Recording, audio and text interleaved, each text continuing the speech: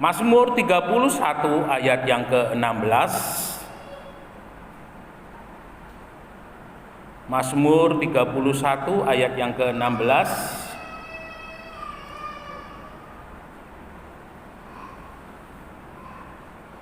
Hidupku dalam tangan Tuhan. Mazmur 31 ayat yang ke-16.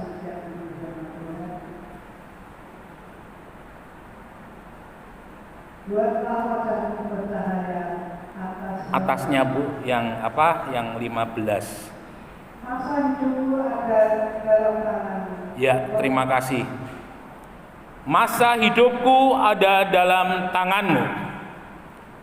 Bapak Ibu Saudara yang dikasihi oleh Tuhan Yesus Kristus, setiap kehidupan kita orang percaya, kehidupannya ada di tangan Tuhan. Mengapa hidup kita ada di tangan Tuhan? Karena hidup kita dalam 1 Petrus dikatakan ayat 18 sudah ditebus oleh darah Kristus, ya. Jadi di dalam kehidupan orang Kristen itu ada 3 masa. Yang pertama itu, yang dalam penebusan itu ada 3 masa. Yang pertama itu ada kata agorazo. Itu yang artinya bahwa lewat Kristus yang disalib mati. Setiap korban itu harus mati, ya. Dan ketika Yesus mati di kayu salib, Allah tidak bisa mati, yang mati adalah Yesus, ya. Ketika Yesus mati di salib, kehidupan kita ditebus atau diambil dari perbudakan dosa, ya. Lewat penebusan Tuhan kita ditebus dengan cara hidup kita yang lama, dengan cara hidup yang sia-sia. Itu setelah kita percaya kepada Tuhan. Lalu kata yang kedua itu adalah ex agorazo. Jadi kita dipindahkan dari budak dosa menjadi orang yang merdeka.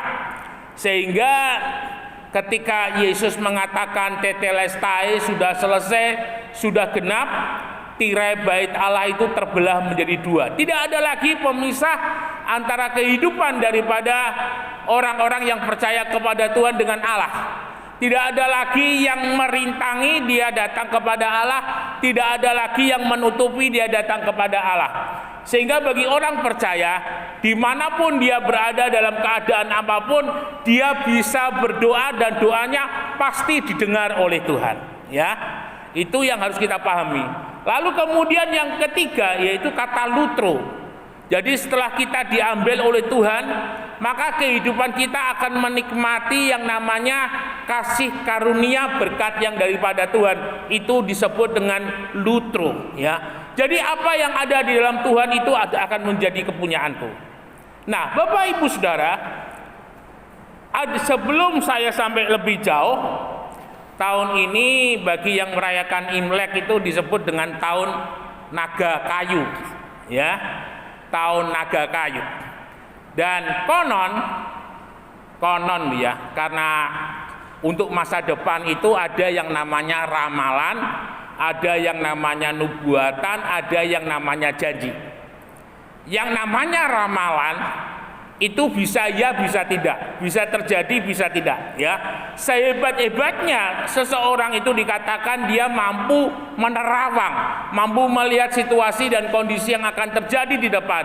Selama yang menerawang atau selama yang meramal itu adalah manusia, maka itu akan sia-sia, tidak akan terjadi, ya. Mungkin kebetulan 1 atau 2, tetapi itu sudah dibuat heboh begitu, ya. Lalu kemudian yang kedua itu adalah nubuatan. Nubuatan itu salah satu ciri daripada nabi-nabi di dalam perjanjian lama. Salah satu hal yang dilakukan oleh nabi-nabi perjanjian lama, dia menyampaikan nubuatan, ya, sesuatu yang diucapkan ratusan tahun ke belakang sebelum waktu atau masa itu terjadi. Seperti yang disampaikan oleh Yesaya, seperti yang disampaikan oleh nabi-nabi dalam perjanjian lama mengenai keberadaan daripada Yesus, mengenai keberadaan daripada gereja, itu sudah dinubuatkan jauh-jauh hari. Nah, kemudian yang terakhir yaitu janji. Janji itu ada janjinya Tuhan, yaitu firman-Nya, itu pasti akan digenapi. Kalau janjinya manusia itu bisa meleset, ya, bisa lupa. Tetapi Tuhan ketika berjanji dia tidak pernah lupa, dia tidak pernah lalai. Nah, Bapak Ibu Saudara yang dikasihi oleh Tuhan, ya, dan katanya ramalan tahun naga kayu ini yang paling jong itu adalah sio kelinci, ya, karena akibat libur panjang di daerah Sarangan tuh kelincinya banyak yang dipotong, ya. Jadi ini menjadi tahun yang sial bagi kelinci, ya. Tapi itu tidak menjadi pegangan dalam hidup kita. Yang menjadi pegangan dalam hidup orang percaya, dibacakan Bu Yeremia 29 ayat yang ke-11. Ini pegangan daripada orang percaya. Yeremia 29 ayat 11.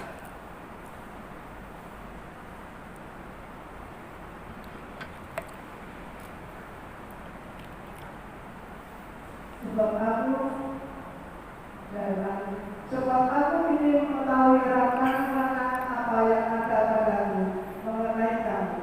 Demikianlah firman Tuhan, yaitu rancangan damai sejahtera dan bukan rancangan kecelakaan, untuk memberikan kepadamu hari depan yang penuh harapan. Ya, jadi hidup saudara hari ini ada di dalam satu rancangannya Tuhan.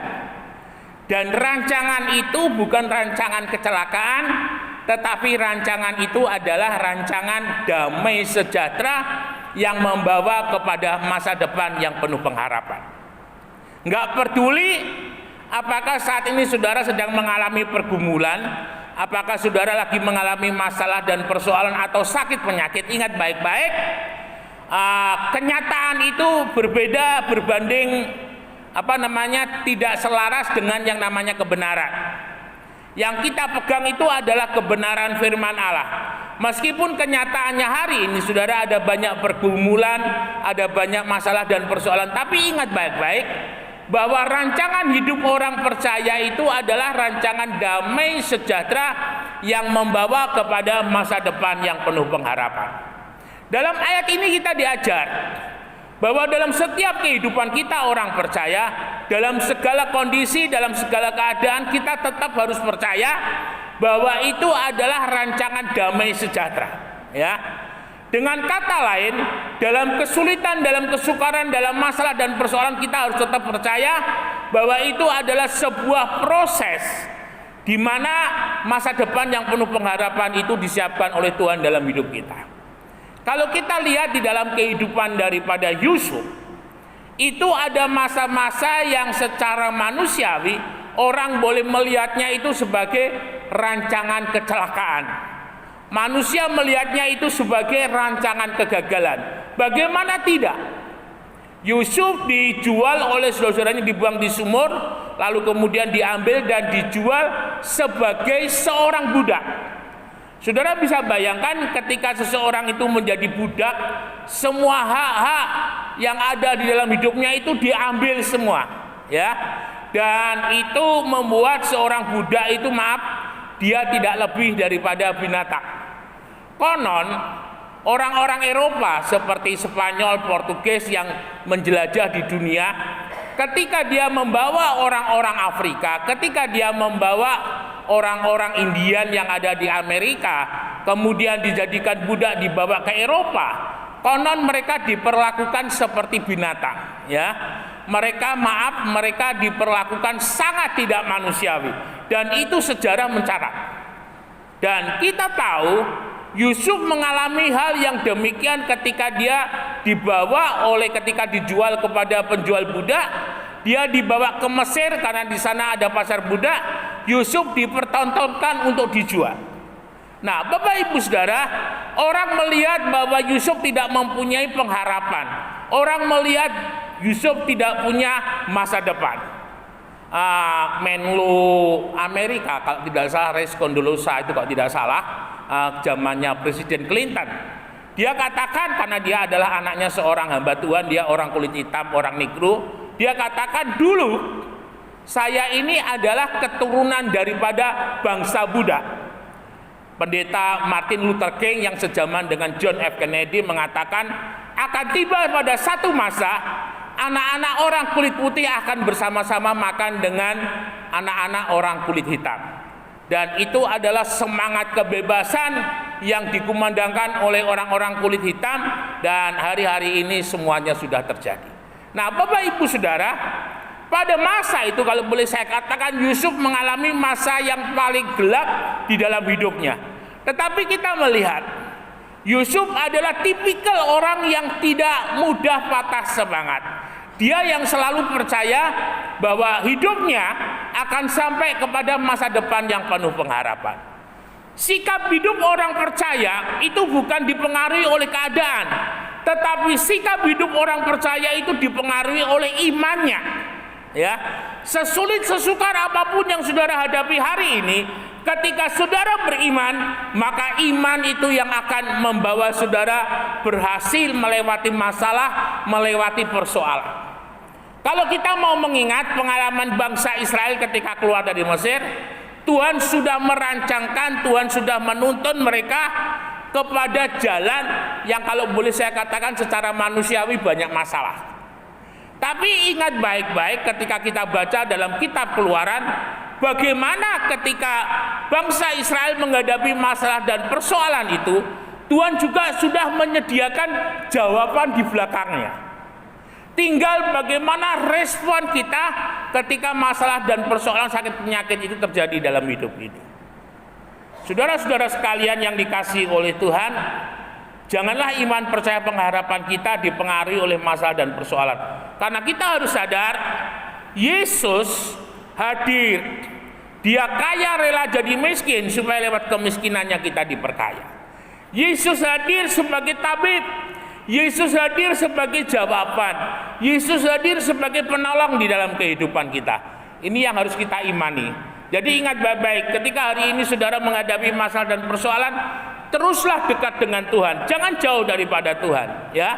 Ketika kita menghadapi situasi kondisi yang sulit-sulit, tetaplah beriman kepada Tuhan, tetaplah memohon kasih kemurahan-Nya Tuhan. Maka semuanya itu akan menjadi baik-baik saja, ya.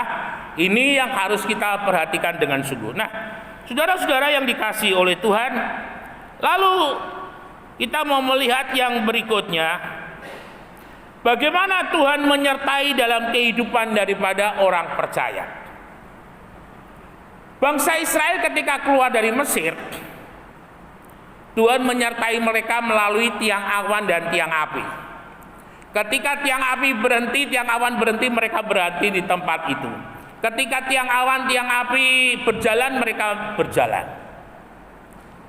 Saudara yang dikasihi oleh Tuhan, dalam Mazmur 1 ayat yang kedua dan yang ketiga, yang kesukaannya ialah, dalam terjemahan bahasa Indonesia masa kini, yang kesukaannya ialah melakukan Taurat Tuhan, melakukan firman Tuhan, ya, dan yang merenungkannya siang dan malam.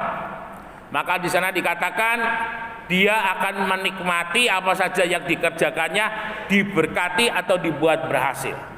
Karena posisi orang yang kesukaannya melakukan firman Tuhan dan yang merenungkan firman Tuhan itu siang dan malam, ia seperti pohon yang ditanam di tepi aliran air. Bapak Ibu yang dikasihi oleh Tuhan, firman Allah itu menjadi sumber inspirasi di dalam kehidupan kita. Firman Allah itu menjadi satu kebenaran di dalam kehidupan kita. Karena 66 kitab, 39 perjanjian lama, 27 perjanjian baru itu disebut sebagai kanon. Ya, kanon itu adalah alat pengukur pada masa itu. Nah, ketika Alkitab itu menjadi tuntunan di dalam kehidupan kita, karena Tuhan dan firman itu adalah sama, ya. Kuasanya sama, kehadirannya sama. Huruf-huruf ini mematikan tetapi roh menghidupkan. Ketika kita mengimani apa yang ada di dalam firman Allah, itu sama halnya kita mengizinkan Tuhan bekerja melakukan firman-Nya untuk terjadi dalam hidup ini. Ada banyak orang yang tidak menyukai firman Allah. Maaf, seringkali firman Allah atau Alkitabnya, baik yang berupa Alkitab buku atau Android, hanya dibuka 1 minggu 1 kali. Itu berbanding terbalik mungkin ketika kita melihat TikTok atau melihat capcup, ya, atau melihat konten-konten begitu, itu seringkali firman Allah itu mempunyai porsi yang sangat sedikit sekali. Padahal firman Allah itu yang akan membuat kehidupan kita kuat. Firman Allah itu yang akan membuat kehidupan kita punya pengharapan. Firman Allah itu yang membuat dalam kehidupan kita menang. Dan firman Allah itu yang akan menuntun dalam hidup kita menuju kepada masa depan yang penuh pengharapan. Ya, merenungkan firman itu siang dan malam, artinya firman Allah itu menjadi sumber inspirasi di dalam kehidupan kita. Ketika kita menghadapi masalah dan persoalan, firman Allah itu kita jadikan jawaban. Ketika kita menghadapi kesulitan dan kesukaran, firman Allah itu menjadi sumber pertolongan dalam kehidupan kita. Nah, ketika kita sudah melakukan ini, seperti halnya tiang awan dan tiang api, kita akan tetap berjalan di dalam tracknya Tuhan. Kita akan tetap berjalan di jalannya Tuhan. Dan itu pasti akan membawa kepada masa depan yang penuh pengharapan. Jadikan membaca firman Allah, mendengar firman Allah sebagai sebuah gaya hidup saudara. Jadikan mendengar firman Allah, membaca firman Allah dan melakukannya menjadi satu kebutuhan, sesuatu yang kita rindu, sesuatu yang senantiasa ada di dalam kehidupan kita. Maka firman Allah yang adalah Allah sendiri itu akan mengubah di dalam kehidupan kita. Ya. Kemudian Bapak Ibu Saudara sekalian yang dikasihi oleh Tuhan, dibacakan Bu di dalam 1 Tawarikh 29, 11 dan 12.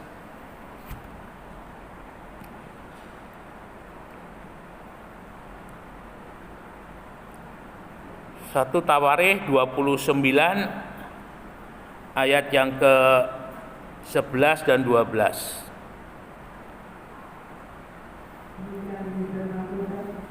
Ya Tuhan, punyamulah kebesaran dan kejayaan, kehormatan, kemasyhuran, dan keagungan. Ya, segala-galanya yang ada di langit dan di bumi. Ya Tuhan, punyamulah kerajaan, dan Engkau yang tertinggi itu melebihi segala-galanya sebagai Tuhan. Sebab kekayaan dan kemuliaan berasal daripadamu, dan Engkaulah yang berkuasa atas segala-galanya. Dan dalam tanganmu lah kekuatan dan kejayaan. Dalam tanganmu lah kuasa membesarkan dan mengokohkan segala-galanya. Iya. Bapak Ibu yang dikasihi oleh Tuhan, ketika Tuhan menyertai dalam kehidupan kita, pertolongannya itu no limit, ya nggak ada batas. Ketika bangsa Israel menghadapi Laut Teberau dan dikejar oleh orang-orang Mesir, secara manusia mereka sudah nggak ada harapan. Mau maju nggak mungkin, 2 juta orang nyeberangi laut. Mau bertahan, orang Mesir semakin dekat. Nah, dalam situasi yang sesulit sesukar seperti itu, Tuhan memerintahkan kepada Musa untuk mengangkat tangan, mengangkat tongkatnya. Dan ketika Musa mengangkat tangan, mengangkat tongkatnya, laut itu terbelah. Artinya apa? Itu adalah sebuah jawaban yang sudah Tuhan sediakan. Ketika jawaban itu tepat pada waktunya Tuhan untuk dinyatakan, maka jawaban itu akan diberikan. Ketika bangsa Israel berjalan setelah dari laut menyeberang Laut Teberau, kalau tidak salah itu sekitar 3 hari atau 6 hari begitu, mereka menghadapi masalah bekalnya habis. Saudara bayangkan 2 juta orang itu mereka butuh makan. Nah, sekali lagi kita melihat kekayaan daripada Tuhan itu dinyatakan. 2 juta orang makan di padang gurun sampai kenyang setiap hari selama 40 tahun. Ya, nggak ada konglomerat yang bisa memberi makan 2 juta orang sampai 40 tahun. Nah, itu artinya apa? Bahwa yang Tuhan punya itu tidak ada batas, tidak ada limitnya. Dan kepada siapa semua itu disediakan? Satu ayat firman Tuhan mengatakan, Bapa yang ada di dalam dunia ini, kalau anaknya minta roti, nggak akan diberikan batu atau ular. Ya, demikian juga ketika kita meminta kepada Tuhan dengan sungguh, mintalah maka kamu akan diberi, carilah maka kamu akan mendapat, ketoklah maka pintu akan dibukakan kepadamu. Ya, jadi dari ini kita bisa melihat bagaimana ketika di dalam Tuhan menyertai dalam kehidupan kita. Satu contoh yang seringkali saya ambil adalah kehidupan Petrus. Ya, Petrus sebelum bertemu dengan Tuhan dan sesudah bertemu dengan Tuhan beda. Hari di mana Tuhan bertemu dengan Petrus dengan notabene sebagai seorang yang sudah pengalaman dengan yang namanya Danau Galilea. Tetapi hari itu Petrus berkata, Tuhan, semalam-malaman aku mencari ikan di Danau Galilea ini nggak dapat 1 ekor ikan. Ya, tetapi karena Tuhan yang menyuruh, dengan kata lain karena firman Tuhan yang disampaikan, maka Petrus pergi.